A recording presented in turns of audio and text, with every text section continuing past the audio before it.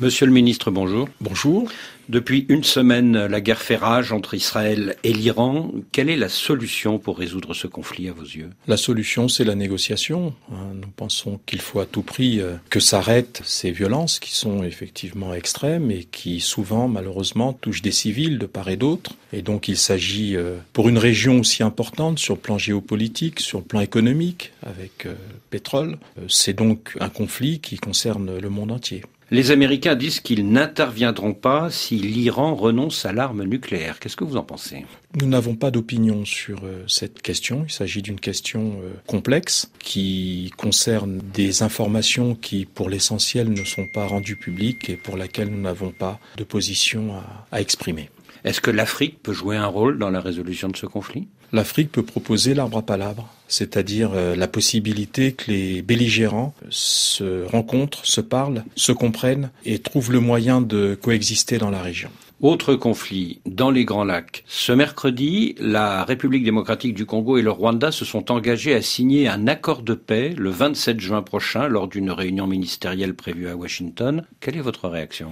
Nous nous réjouissons de cette avancée qui nous paraît une avancée majeure. Bon, bien entendu, à ce stade, nous avons tous entendu la nouvelle. Nous ne connaissons pas et peut-être ne connaîtrons-nous jamais le détail de ce qui a été conclu, mais ce qu'il faut retenir, c'est qu'il est prôné un arrêt des hostilités, un désarmement des forces qui sont considérées comme rebelles et la possibilité d'aller vers la conclusion d'un accord de paix. Donc nous, les pays voisins, nous nous réjouissons de cet accord et nous espérons que les différentes étapes qui semblent attendues soient franchies sans encombre. Et après 29 ans de guerre dans les Grands Lacs, vous croyez à une paix définitive ? Nous espérons que cette fois-ci, avec l'intervention d'un pays majeur, d'une grande puissance comme les États-Unis, que cette fois-ci soit la bonne. Vous parlez des États-Unis depuis 2 mois. Ce sont en effet les États-Unis et le Qatar qui font médiation entre la RDC et le Rwanda. Est-ce que l'Afrique n'est pas marginalisée dans cette affaire ? Bon, je crois qu'il faut que nous regardions différents centres de négociation ou de décision. Il y a ce que vous savez, une intervention technique des plénipotentiaires à Doha, au Qatar. Il y a les initiatives de l'Union africaine, des instances sous-régionales, notamment la SADC. Il y a la désignation de médiateur par l'Union africaine, le président Faure Gnassingbé du Togo.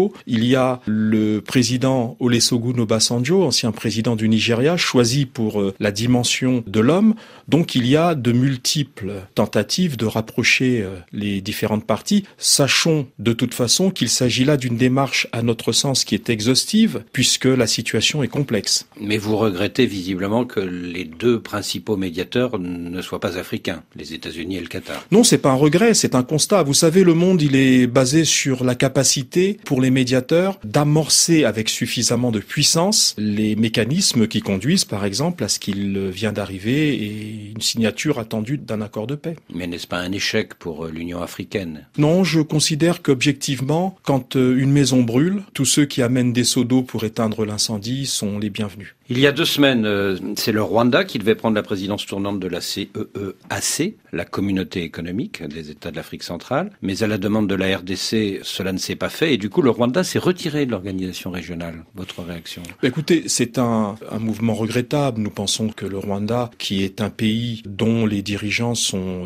posés, nous pensons que ce mouvement d'humeur passera et que nos frères rwandais rejoindront très vite l'organisation pour qu'à un moment donné, ils puissent conformément au statut, conformément aux règles, en prendre la présidence. Depuis 1 an, la location de 12 000 hectares de terre congolaise à une société rwandaise suscite beaucoup d'émotions à Brazzaville, mais aussi à Kinshasa, où beaucoup y voient le risque que l'armée rwandaise en profite pour ouvrir un 2e front contre la RDC. Est-ce que c'est la raison pour laquelle vous venez d'annuler ce contrat foncier avec le Rwanda ? Non. Alors, il faut que je précise en 2 mots la situation. Il y a d'abord des accords d'État à État, qui sont des accords de coopération bilatérale classiques. Ce sont des accords dans des matières essentiellement économiques. Ces accords ne sont pas remis en cause et ils n'ont aucune raison de l'être. Il y a à côté de cela des contrats ponctuels qui ont été conclus pour la relance de la production agricole dans des zones très riches qui permettront d'avoir de la production supplémentaire en matière de soja, en matière de tomates et de production de différentes denrées agricoles. Ces accords ont été conclus avec des sociétés rwandaises rwandaises. Ces accords devaient faire l'objet d'une conclusion de baux emphytéotiques. Mais il y avait une condition qui avait été fixée au moment de leur signature, il y a un peu plus de 2 ans. C'était que ces entreprises, sur les 5 sites qui ont été choisis dans notre pays, fassent preuve de motivation, d'expertise et montrent en 2 ans leur capacité à rendre effective leur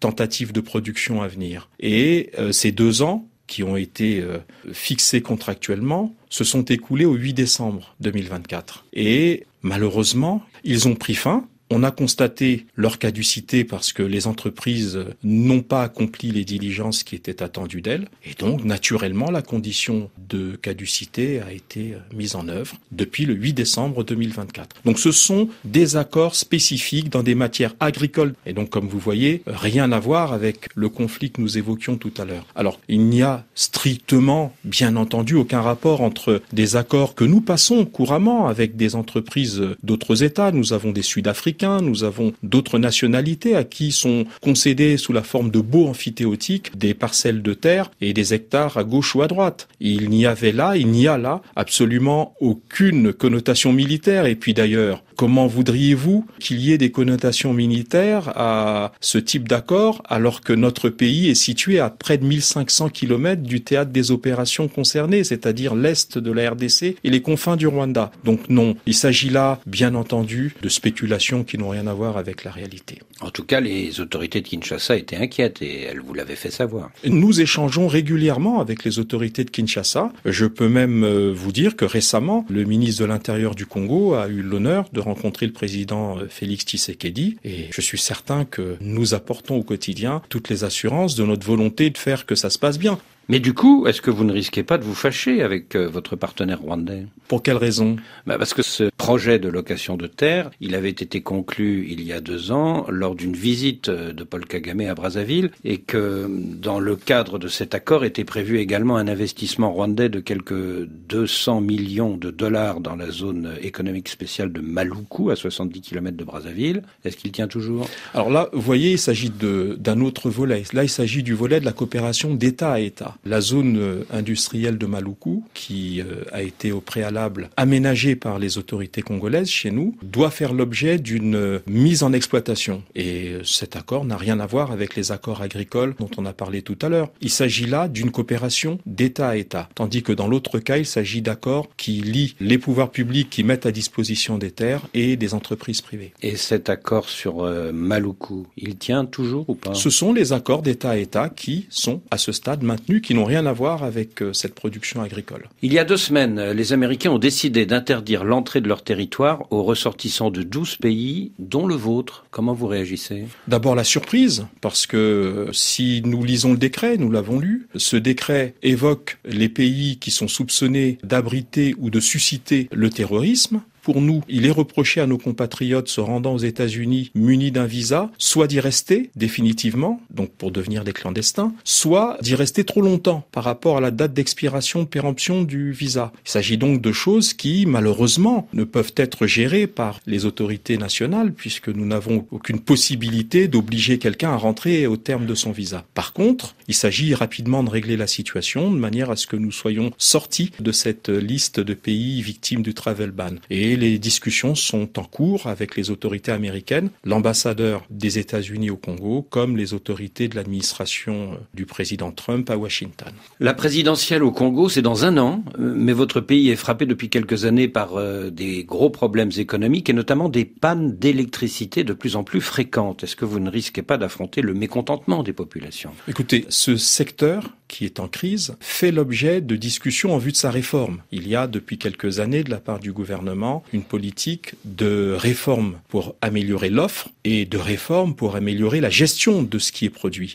Et nous en sommes là. Il y a des procédures qui doivent conduire à un affermage, c'est-à-dire la capacité qu'un opérateur performant vienne renforcer notre Société nationale de production d'électricité, donc la EKRC. Et cette procédure donc est en cours. cours et nous espérons, dans le cadre de la concertation avec les partenaires d'un côté, la persuasion qui est en cours vis-à-vis des syndicats et le personnel, que nous arrivions à une solution. Pourquoi pas avant l'élection présidentielle? Pourquoi pas? Avec une seconde ligne à haute tension entre Pointe-Noire et Brazzaville? Pourquoi pas? Mais déjà, il faut que nous remettions à flot la ligne actuelle qui connaît parfois quelques pannes. Le président Sassou Nguesso a le droit de se représenter l'an prochain, mais il est au pouvoir depuis plus de 40 ans. Est-ce que vous pensez qu'il pourrait envisager de laisser la place aux jeunes? Bon, moi je poserais la question plutôt dans l'autre sens. Aujourd'hui, nous sommes dans une grande stabilité, nous avons un président de la République expérimenté.